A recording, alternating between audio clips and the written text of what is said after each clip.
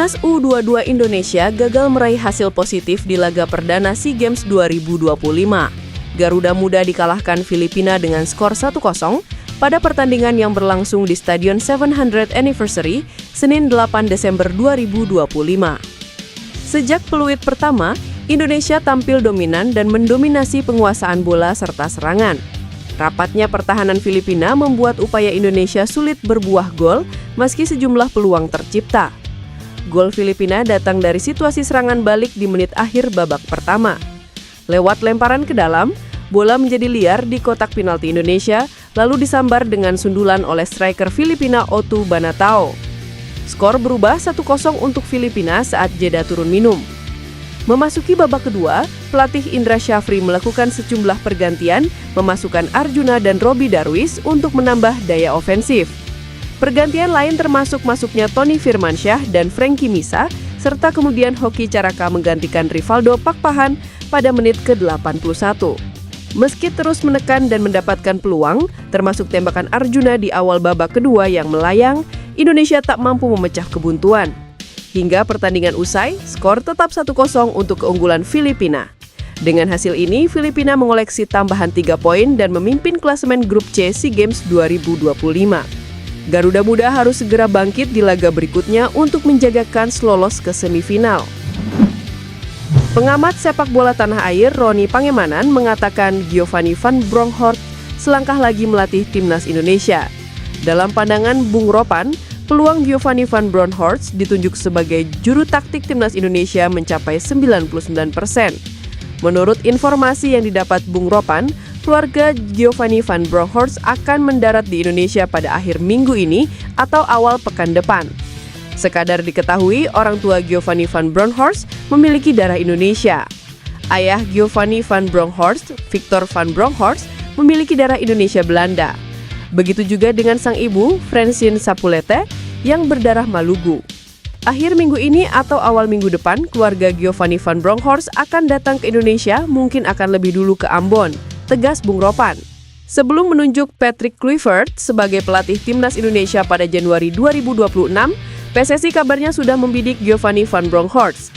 Tapi karena Giovanni Van Bronckhorst datang interview saat hari Natal 2024, Ketua Umum PSSI Erick Thohir batal menunjuk pelatih 50 tahun itu sebagai juru taktik skuad Garuda. Giovanni Van Bronckhorst merupakan orang pertama yang diincar Ketua Umum PSSI Erick Thohir.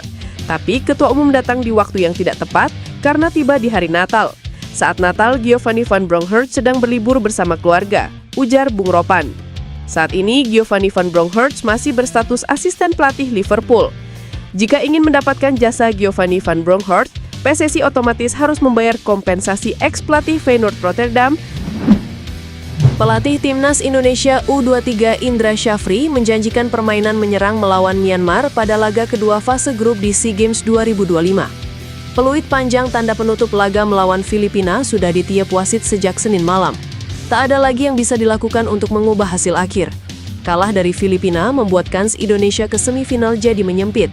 Satu-satunya yang bisa dilakukan kini adalah menghadapi Myanmar demi meraih tiket ke semifinal atau sekadar menjaga muruah. Indra memastikan kemenangan menjadi target melawan Myanmar, untuk itu ada penyesuaian pola permainan yang bakal diterapkan. Pertandingan pertama berat memang, karena Filipina datang dengan kemenangan pertama mereka kemarin. Karena kita butuh kemenangan, kita akan mempersiapkan pemain dengan game plan lebih menyerang, kata Indra. Pelatih yang 2 tahun lalu mempersembahkan emas SEA Games itu menjelaskan bakal merancang program melawan Myanmar sekaligus memulihkan kondisi pemain sebelum bertanding pada Jumat.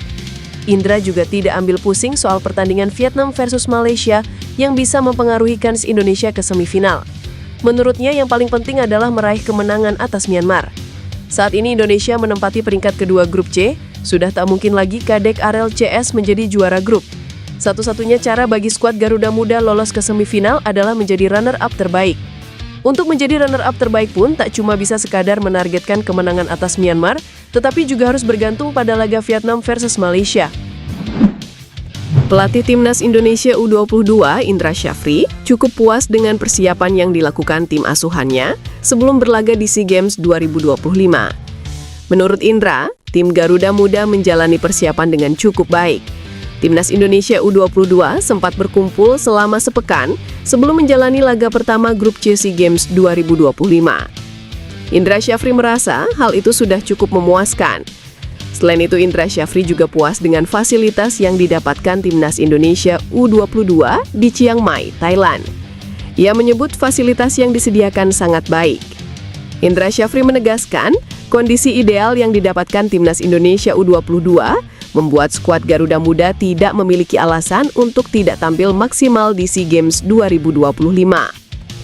Timnas Indonesia U22 akan menghadapi laga pertama grup C SEA Games 2025.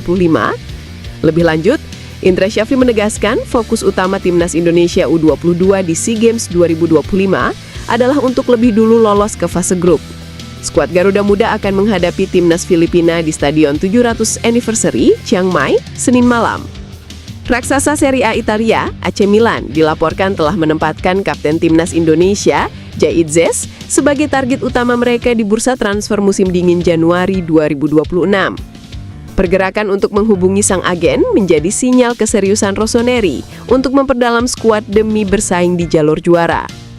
Menurut laporan media Eropa Calcio, tim pemandu bakat AC Milan sangat terkesan dengan penampilan solid Itzes bersama Sassuolo. Laporan tersebut bahkan mengklaim bahwa langkah pendekatan awal sudah dimulai. Kebutuhan mendesak di lini pertahanan menjadi alasan utama di balik pergerakan ini. Tanpa kedalaman skuad yang memadai, absennya salah satu dari mereka bisa menjadi bencana. Disinilah nama Jai Itzes muncul sebagai solusi ideal. Pengalamannya bermain dalam skema 3 back, baik saat di Venezia maupun bersama Timnas Indonesia, membuatnya menjadi profil yang sangat cocok. Pemain berusia 25 tahun ini dikenal fasih bermain di ketiga posisi bek tengah dalam formasi tersebut, sebuah fleksibilitas yang sangat dicari Allegri. Lebih dari sekedar kebutuhan teknis, ada faktor ekonomi yang membuat AC Milan ingin bergerak cepat. Mereka disebut ingin mengamankan jasa Itzes pada Januari 2026 dengan mahar sekitar 10 juta euro atau 193 miliar rupiah. Langkah ini diambil untuk menghindari potensi lonjakan harga yang drastis. Jika AC Milan menunggu hingga bursa transfer musim panas 2026, harga Itzes diprediksi bisa meroket hingga 20 juta euro atau 387 miliar rupiah. Dengan statusnya sebagai salah satu bek muda potensial di Serie A, prediksi ini sangat masuk akal. Kini dengan kontak pertama yang dilaporkan telah terjalin, publik sepak bola tanah air menanti dengan antusias apakah mimpi untuk melihat seorang kapten Timnas Indonesia berseragam merah hitam kebesaran AC Milan akan benar-benar terwujud. Timnas Indonesia di bawah Indra Syafri optimis menghadapi SEA Games 2025, apalagi dengan hadirnya Ivar Jenner dan Mauro Zylstra yang memperkuat peluang Timnas Indonesia U22 mempertahankan emas. Media Thailand pun mulai menyoroti peluang Timnas Indonesia U22 dalam mempertahankan medali emas SEA Games 2025. Sorotan tersebut bukan tanpa alasan, mengingat skuad Garuda Muda kini diperkuat sejumlah pemain diaspora yang dinilai mampu meningkatkan kualitas permainan. Dua nama yang paling mencolok adalah Ivar Jenner dan Mauro Zylstra yang disebut dapat menjadi tulang punggung tim asuhan Indra Syafri. Meski begitu, Timnas Indonesia U22 belum menjalani pertandingan perdananya. Anak asuh Indra Syafri baru akan tampil melawan Filipina pada Senin. Turnamen tahun ini memberi kesempatan bagi Indra Syafri untuk mengulang sukses besar di SEA Games 2023 saat ia membawa Indonesia meraih emas pertama dalam format U22. Momentum tersebut menjadi modal penting untuk kembali membidik prestasi tertinggi. Selain 3 diaspora yang tersisa, skuad Garuda Muda juga diperkuat pemain naturalisasi seperti Rafael Struijk dan Jens Reven yang tampil konsisten di Super League Indonesia. Keberadaan para pemain ini memberikan dimensi baru pada permainan Indonesia, terutama dari sisi mobilitas, kreativitas, dan pengalaman bermain di level kompetitif.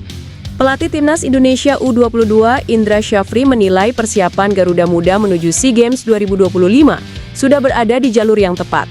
Meski waktu pemusatan latihan terbilang singkat, ia melihat para pemain menunjukkan progres positif dan kerja keras selama masa persiapan. Skuad U22 hanya berkumpul selama sepekan sebelum menghadapi laga perdana grup C. Namun Indra menganggap durasi tersebut cukup untuk membangun fondasi permainan dan kekompakan tim.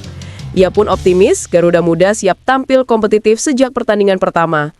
Selain itu, Indra Syafri juga puas dengan fasilitas yang didapatkan Timnas Indonesia U22 di Chiang Mai, Thailand. Ia menyebut fasilitas yang disediakan sangat baik. Timnas Indonesia U22 akan menghadapi laga pertama Grup C SEA Games 2025. Skuad Garuda Muda akan menghadapi Timnas Filipina di Stadion 7000th Anniversary Chiang Mai Senin malam.